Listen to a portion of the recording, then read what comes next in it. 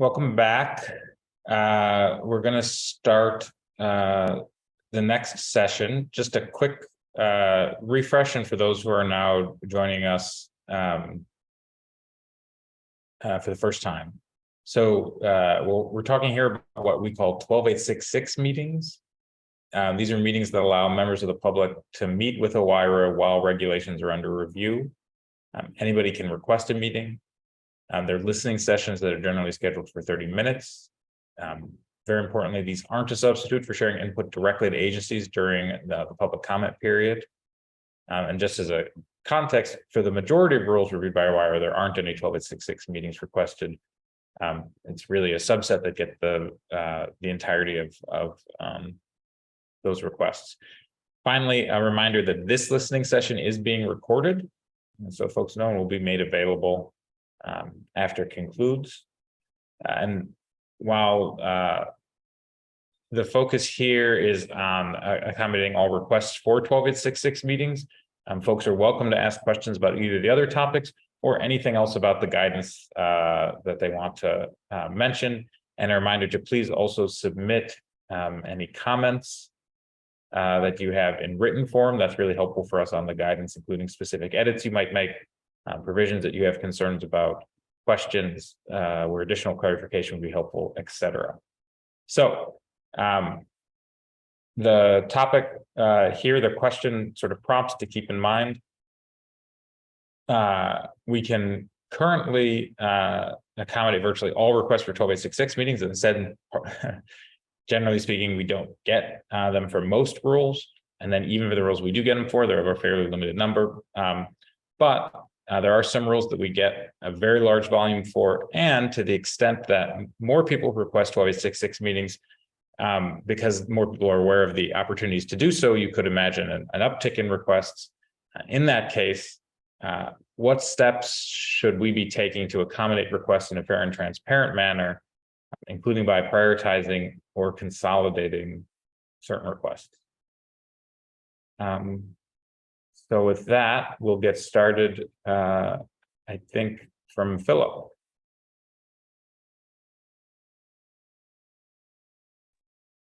Yes, thank you. Philip Stevens, WM Technologies. My question revolves around how to submit comments. In the Federal Register notices, there's not a physical address or an email. So is there a different way that we're looking to submit these comments? Comments on the guidance itself. Yes. Great question. And Alex, can we maybe share, sorry, we can pull up the right information to share with you all. Now, unfortunately, we don't have access to a chat button, but here you can access them at docket OMB 2022-0011.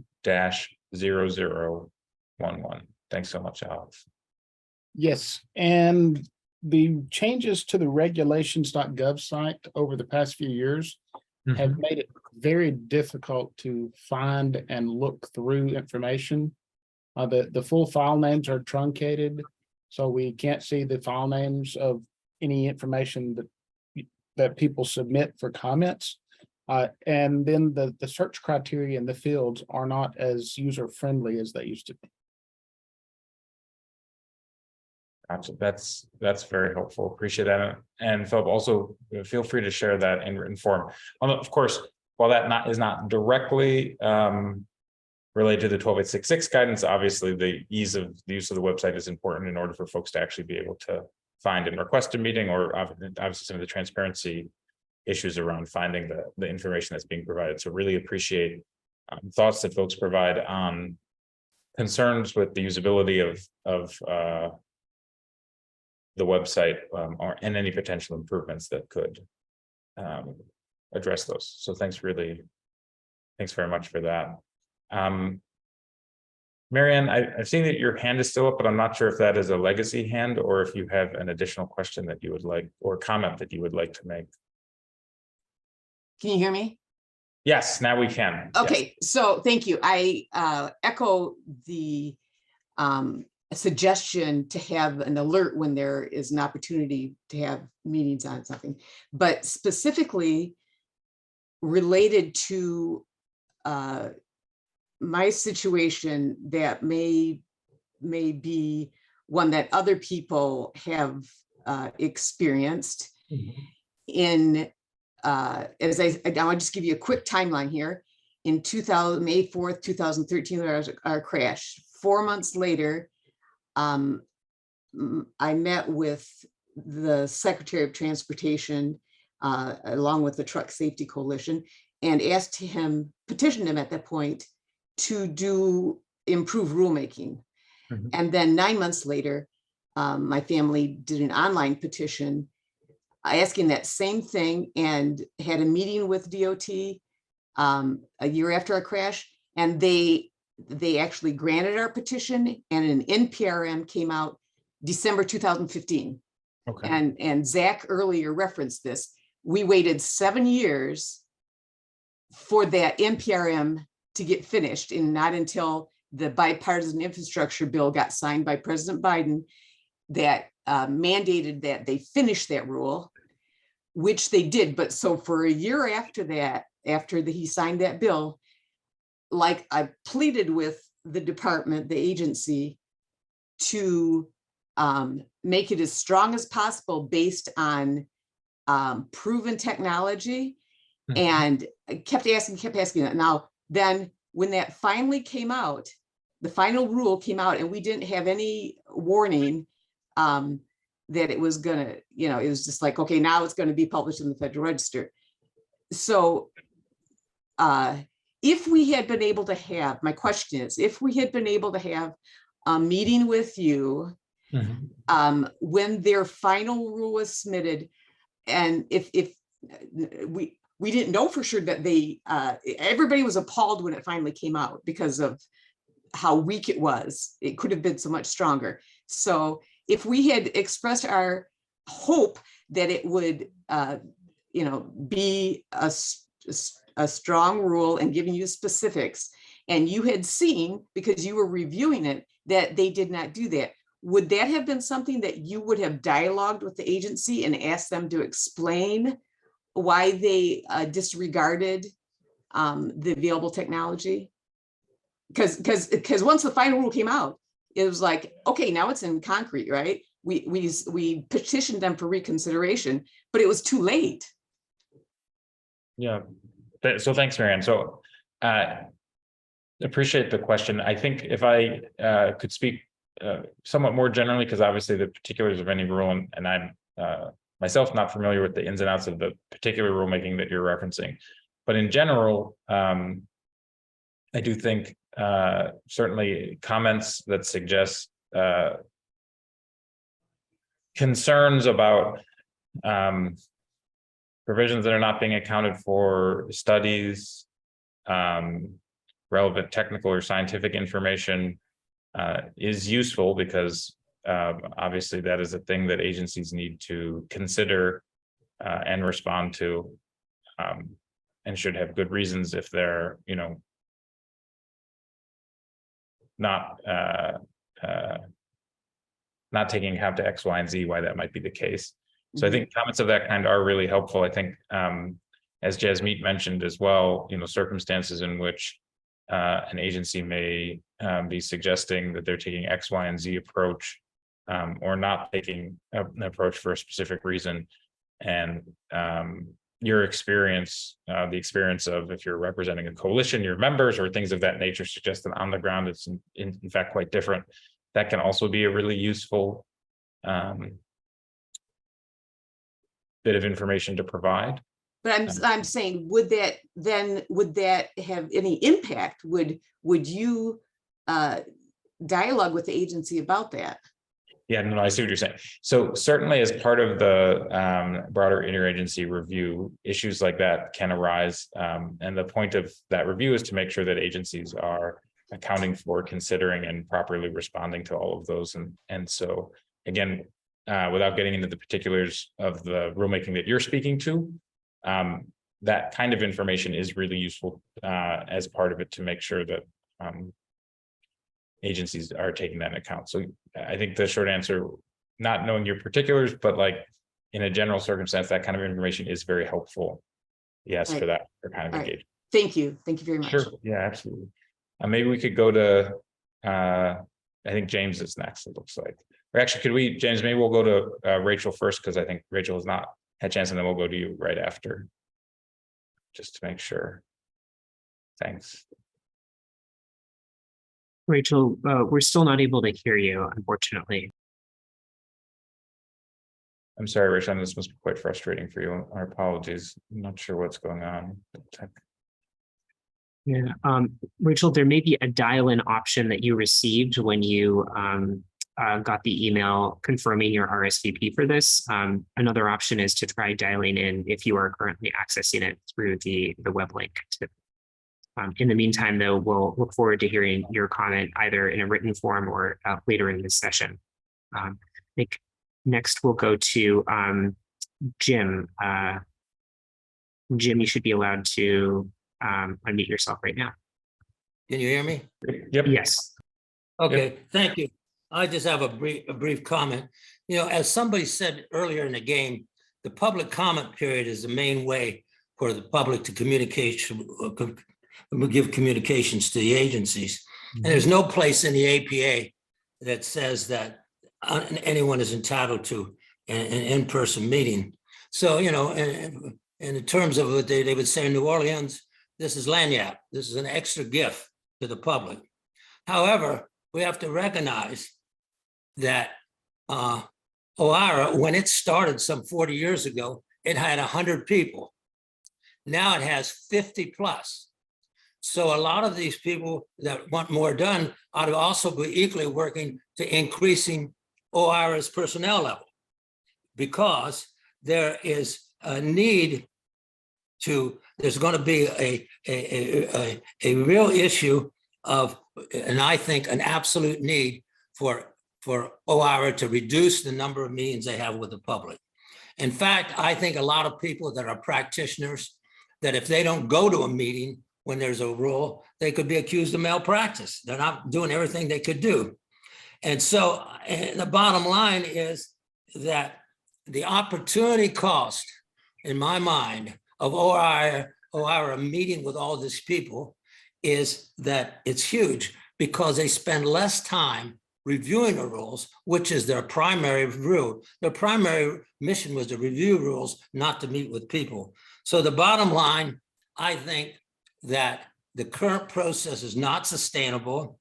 And if you don't take any action, I think it'll die of its own weight. Thank you very much. Thanks so much, Jim. Appreciate those comments. Maybe we can go to James. Now you should be able to hear me. Yeah. All good? Yes. All right. Anyways, a couple of thoughts about accommodating the new potential influx of participants in 12866 meetings. Generally agree with the ideas of consolidating meetings. This is something I've, in my organization, have been pushing for a long time. I've looked at the materials that participants supply. They're either comments, the rulemaking comments, which means they're in there just reading to you what the agency already knows and therefore wasting everybody's time, or they're basically just saying the same thing. And so at this point, 12866 meetings just look like a K-Street full employment program. Consolidation does not undermine the quality of the review process. So I think that's a good way to go. The questions of prioritizing gets a little more tricky. Totally agree with prioritizing requests from people who have not participated in the past. So certainly people who are from structurally marginalized communities or otherwise not quote unquote repeat players in the process should get first bites at the apple. One other suggestion I would add to all that you're already considering is the idea of what entities are already being represented well at the OIRA level. And one example that occurs to me off the top of my head is small business through the Small Business Administration Office of Advocacy. I know there's the executive order calling for like a full cooperation between OIRA and the Office of Advocacy. So conceivably, small business interests are already being well represented at the OIRA meeting process. So to the extent that that may call for deprioritizing their request for meetings. And I would encourage OIRA to look at other opportunities along those lines. Okay, that's all I've got. Okay, thanks so much, James. I think we have Kevin up next. While we're waiting for Kevin to rejoin, hopefully, happy to take any other questions that folks might have. Please just raise your hand. Get in the queue. I think we have Bob again, I see. Yeah, thank you very much. Bob Carey again from National Defense Committee. And just FYI, I'm also co-chair of the National Military Veterans Alliance, which is a coalition of 45 military and veteran organizations. And I'll be passing along the notes from the day to them as well. So hopefully we'll be putting together a group written response on the proposals here. One of the things that I think is it's ancillary,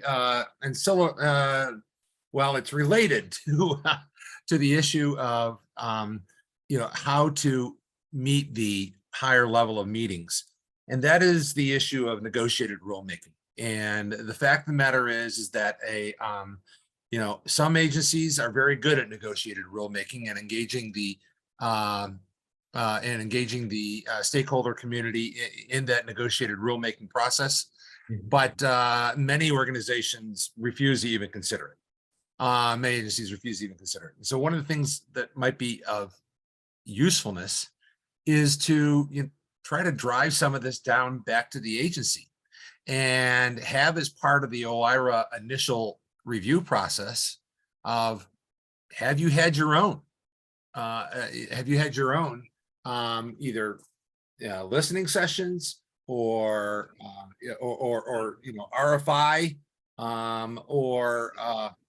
or advance notice of proposed rulemaking, but have some method similar to this, that before they go to the rulemaking, that there's actually been that engagement in a Administrative Procedure Act compliant manner to hear about this stuff and to raise the and to raise the stakeholder engagement, and that may very well then either reduce the number of 12866 meeting requests that you have, and or refine them so that they're more direct, because that would also help some of the issues of transparency.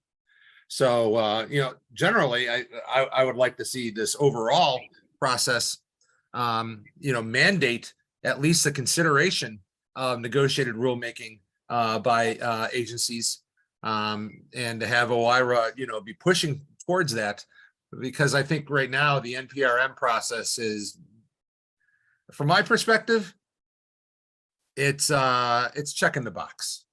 And once the NPRM is out, yes, they have to respond to all the comments. Yes, they'll listen to all they'll write up on all the comments. Mm-hmm. But the impression we most of us in the community come away from is that they don't care, and they know what they want, and they'll just figure out how to be able to respond to the comments in a way that denies them and rejects them.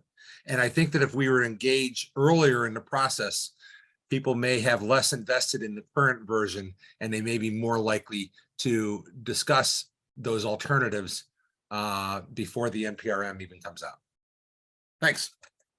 Thanks so much, Bob. I'll just say on participation writ large. So we did have a series of listening sessions last year and into this year, including and took comments on proposals around public participation, and are anticipating in the near future, maybe even in the next few months, putting out guidance to agencies on how to increase public participation consistent with different provisions in the modernizing executive order. So not ones dealing with 12866 meetings, meaning OIRA's meetings with members of the public while a rule is under review, but rather the kind of public participation that agencies should be doing. And Bob, I think it hits many of the themes that you're talking about in terms of focusing on earlier engagement and more sort of regular engagement, and really talking about the moments in which agencies are figuring out how they're going to prioritize various regulatory actions in addition to developing those regulations. I think because, as you suggest, those are really critical moments in which public participation and input can have quite a difference. And even though agencies take very seriously the notice and comment process, obviously at that point they have, for example, already determined the issue on which they are developing a rule because they have put that rule forward. And so to the extent that folks would have recommended that they focus on something different, that kind of input to be valuable has to happen obviously before the drafting phase. So I really appreciate that comment and encourage you to keep an eye out for that forthcoming guidance. And just to say, in addition to releasing that guidance, when we do so, we'll also be alerting folks to subsequent opportunities to get feedback after we do some measure of implementation to find out where agencies are doing a good job and where they could be doing better. So thank you so much for that, Bob. Really appreciate it. I think let's go back to Kevin, and hopefully we have resolved the technical issues for you, Kevin. Can you hear me now? Yes. Yes. Exciting. I switched from my phone to my computer, which I guess is more reliable. Oh, Anyway, great. hello, Alex, Mike, and Jennifer, old colleagues. So I spent 40 years working with OIRA as part of this process, and hopefully I have something useful to share. But first, I have a question about the upcoming guidance on public participation that Administrator Vest said was coming next month. Is that going to be before or after June 6th when the Circular A4 comments are due? So we don't have an exact date, although obviously June 6th is fairly early in the month, and so it's probably a safer bet that that guidance will follow after. Of course, that won't deal with particulars around regulatory impact analysis, but I think that is probably a safe assumption. Well, I'm going to raise the issue that perhaps it could, but Okay. let me get to that. Great. Anyway, people generally recognize that the EO executive office meetings are, as Sally put it, unbelievably repetitive and not very useful. So it makes sense to think about ways to make them not unbelievably repetitive and make them more useful. So one of the ways you could do that is that you could have some pre-proposal input, like the back of the envelope concept that Professors Carrigan and Shapiro put through in their article several years back. If before the proposal is issued, the agency identifies several regulatory alternatives that they'd be considering and provide some back of the envelope preliminary figures on cost and benefits of those alternatives, instead of those pre-proposal meetings being, we have no idea what's going on, they would have some potentially useful things to say about these alternatives. And so in other words, advancing the transparency pre-proposal from the agency would make these EO 12866 meetings much more meaningful than they are today. So that's a separate way that you could, make these meaningful. Then I have two other points about how to make the meetings themselves more useful. Sure. So when I was a federal participant, I went to these OIRA meetings. Well, I noticed that the other agencies who were interested in these rulemakings weren't always invited by the OIRA desk officer to come to these meetings to hear the views and or ask questions.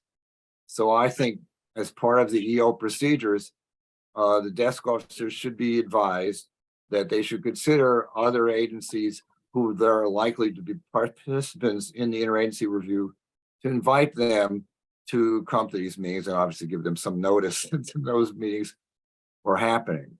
That could make a very big difference as to what goes on at those meetings. And then when I was there, I had the opportunity to ask my own questions. So on a related point of it's not a debate, it's just a listening session. Yes, this was very frustrating.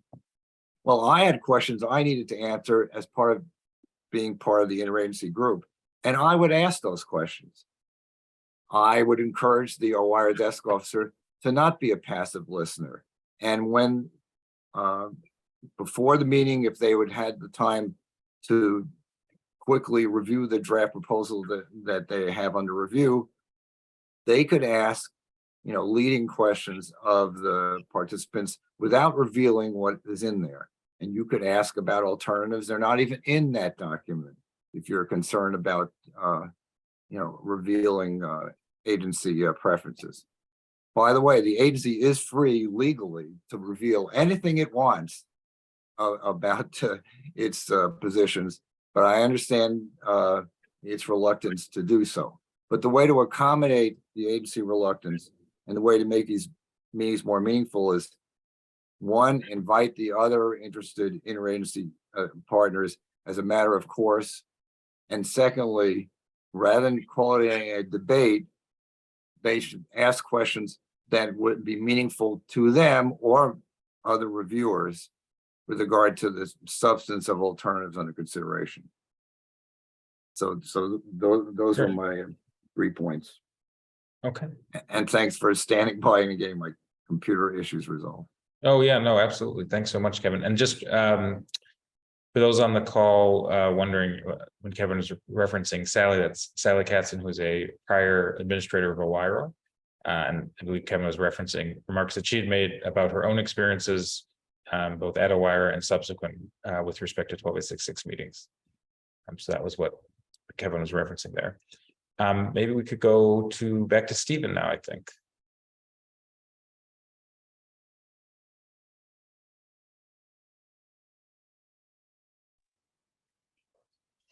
Hi, this is Stephen Buckley. Can you hear me? Yes. Okay. Yes, regarding the increased demand for 12866 meetings, obviously with the pandemic, everybody had to learn video conferencing real quick. And it just reminds me, 30 years ago, I was a federal employee, discovered what you could do with a modem and a computer. And I said, oh, this is going to increase. The public will become so involved in all of this, but I didn't realize it would take 30 years and a pandemic in order for people to appreciate how much more quality and quantity of public engagement there can be. So anyway, what I was going to suggest was that you all perhaps look at, since, yes, from what I heard previously, there's only 50 plus people working at OIRA. Mm-hmm. So perhaps there could be maybe the GSA could be a resource for, as they often are for OMB, to be neutral facilitators or a third party, or at least provide the support for facilitating these meetings, and take a load off of OIRA if now, as more people find out about 12866 meetings, then of course it sounds like they'll be, oh, I didn't know you could do that. So that's my suggestion, is to turn it over to GSA. They also have been involved in the open government working group, which as Mr. Hertel Fernandez knows, recently there was the White House came out with a national action plan for open government, which is all about informing and engaging interested citizens in the decisions that affect their lives. So this is a bigger picture than just OIRA. And I think it all heads in the same place. How do you get people to feel like they can be involved in a meaningful way in the decisions that affect their lives, and they don't feel like they're being dismissed or forgotten, as the previous president took advantage of. Thanks very much. Stephen, thanks so much for those comments, and appreciate your reference to the National Action Plan, which does have a number of commitments, both at OMB and OIRA, but also others across the government are making to transparency. So really appreciate that. And also noting your excellent point that public engagement goes beyond simply the regulatory process. Obviously, for those of us at OIRA, that's what's near and dear to our hearts. But OMB on a broader basis is also looking at how to address and improve public participation in other aspects of government decision-making outside the regulatory space. You all can anticipate that there will be opportunities to engage in that process as well, which touches a range of other government decisions. So really appreciate it. It's an excellent point on the breadth here, and we're looking forward to getting more feedback from all of you at a later date, along with our OMB colleagues on how we can think about this in other contexts as well. And with that, maybe we can go to Sean. Hi, can you hear me? We can, yeah. Excellent. Glad I'm not one of those that's having audio problems. My name's Sean Moulton, Senior Policy Analyst with the Project and Government Oversight. Thank you so much for having the listening session and for asking some of these questions and updating some of this guidance. It's refreshing. I think people have raised a lot of really good points of challenges and improvements that can be made around some of the meetings. I wanted to actually just raise something I think is very connected to the meetings. And that is transparency about OIRA's impact on the rulemakings themselves. The whole purpose of the transparency of these meetings with outside stakeholders with OIRA is not just to know kind of who you guys spoke to. It's to know whether or not there's some impact. It's trying to figure out and be transparent about the potential for influence. And I think that breaks down if we just see a list of who spoke to you, but we don't know what OIRA pushed for in terms of changes. Now, 12866 has requirements about any changes that OIRA makes on a proposed rule back to the agency should be made public. Any recommendations or suggestions and changes that get made from OIRA's feedback, any communications are supposed to be made public. That's never really occurred because of an interpretation that it only applies to very senior level officials who never get involved in these kinds of rulemaking reviews. And so the reality is we've never gotten that transparency. And so we get this meeting transparency, or at least meeting postings, and yet we don't see whether or not OIRA made changes or directed agencies, suggested to agencies that changes get made. And I think it's just a critical piece to complete the circle here so that we get a fuller understanding of who OIRA met with and if OIRA pushed for any particular changes. And so I would urge you to look beyond just these meetings and then to the transparency between OIRA and agencies around rulemakings they review. Thank you. Great, thanks so much, Seth. Oh, excuse me, Sean, I'm so sorry. It's so folks are aware, Sean was referencing Executive Order 12866. That's why the reason we're calling these 12866 meetings is they derive from Executive Order 12866, which is sort of governed centralized regulatory review by OIRA. And so Sean was referencing other provisions within that executive order. The more recent 14094, the executive order that President Biden put forward, reaffirms principles in 12866, makes some amendments, for example, to significance determinations, and then has additional provisions with respect to public participation. So really appreciate your comments, Sean. Welcome additional comments or thoughts from folks. We have a few more minutes on this session. And again, a reminder to please feel free to share comments on this topic or related ones. I see Kevin with a hand back up. Kevin, please feel free to share any additional comments you have. Hi, this is Kevin Bromberg again. So Sean brought up the interesting issue about transparency, and that reminds me of the experience I had thinking about this over the last 30 years. We don't have transparency when the EPA general counsel talks to his program office We don't have transparency about the discussions between the Office of Policy and the Office of Water. And we don't have transparency when industry people or environmental groups come pre-proposal to talk to EPA. I'm not sure that the OIRA meetings being pre-proposal are any different than those. So I think there's a reason why these are part of the deliberative process and not subject to transparency, even though it sounds like superficially it might be nice to know these things. But as my colleagues have observed, if you made these things transparent, these discussions transparent, people who are bringing you information or their ideas of what they could live with or what they can't, instead of having these conversations in formal meetings, you'd be having them in the coffee shops or outside. And I saw that happen. So transparency can be, that form of transparency can harm the conversation between OIRA and the requesters. But Sean, I respect your opinion, and I'm well aware of it. Thanks. Thanks so much, Kevin. And Sean, is that a new hand up in response to Kevin, or did I?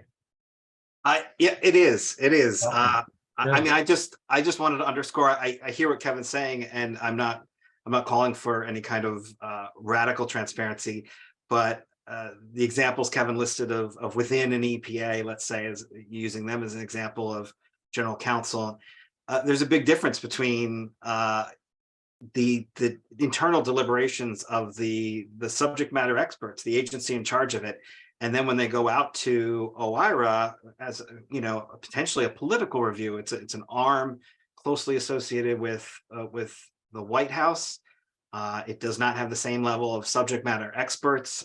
It's coming in from a completely different perspective, and most importantly, there's an executive order that calls for the transparency here. So that becomes my problem, is that a president at some point took the time to write down and say, we should be more honest about the changes that OIRA makes across all these different agencies. The agencies themselves, I totally understand they have deliberative process, and I'm not calling for a change in that, but this is going to an outside party for a review that I think the public has a right to know whether or not it's based on science and expertise, or whether it's based on political expediency, whether it's based on the leanings of a White House.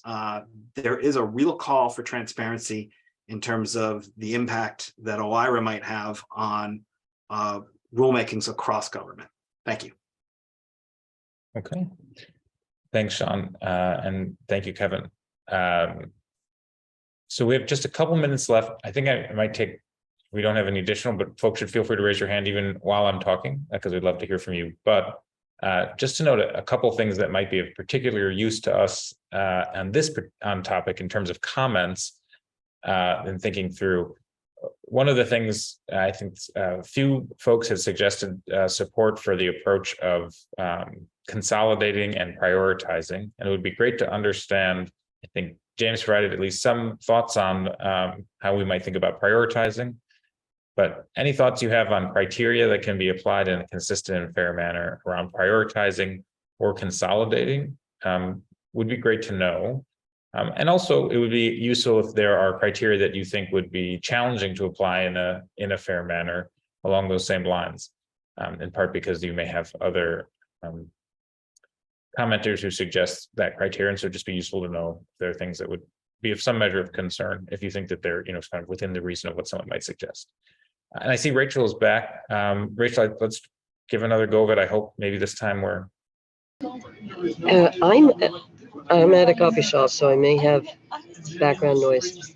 My question is, what agencies are covered by OIRA, and what can I, as a outside person, do to make recommendations? Yeah, okay, Thank great you. questions. Yeah, thank you so much for that. So, if you wouldn't mind just muting, because I do, there's a little, thank you so much, appreciate it, a little bit of background. So for those who couldn't hear Rachel's question was, first, what agencies are covered by Executive Order 12866 or are covered by OIRA centralized regulatory review? And then what can she or can a member of the public do to provide comments or engage? So in terms of what agencies are covered by the executive order, it covers federal agencies, and more specifically, executive departments and agencies. It doesn't cover so-called independent agencies, but it does so, and that's been longstanding, but it does cover executive departments. It wouldn't cover state or local agencies either, federal agencies, not the non-independents. In terms of what you can do, and I want to stress that we've said this a couple times, and one of the bullets set up here, the meetings with OIRA are not a substitute for sharing input directly to agencies during their public comment period. And we would strongly encourage folks who want to take advantage of that opportunity to provide comments directly to the public. But for individuals that want to talk to OIRA about rules that are currently under review, what you can do is request one of these 12866 meetings, the meetings that we've been talking about here today. There's a means to do so on the website. These are generally scheduled for 30 minutes. They're listening sessions, and they provide an opportunity for members of the public to talk about the rule. And so that's an opportunity to engage with OIRA. Now, just a little bit more broadly, Rachel, in case it's helpful in terms of engaging with the agency, there are obviously lots of opportunities, but one of the things that the administrator mentioned at the top, and I mentioned in response to an earlier question, is that we are putting out additional guidance to agencies around improving public participation, including earlier participation. And that in part will be to encourage agencies to continue to improve efforts to provide opportunities for members of the public to engage with them even earlier in the process when they're thinking about how they prioritize various actions or when they think about how they might be developing regulations. And so that could be things through a variety of things like listening sessions and the like. That'll be discussed a little bit further in the guidance, but that would be another opportunity. And so we encourage you all to keep an eye out for that guidance when it comes. So I know we're now past the 3:45 mark, so I think we'll go ahead again and take another break, but we will be back at 4 p.m. For those of you that are still in queue, please don't leave queue because we'll pick right up again at 4 o'clock.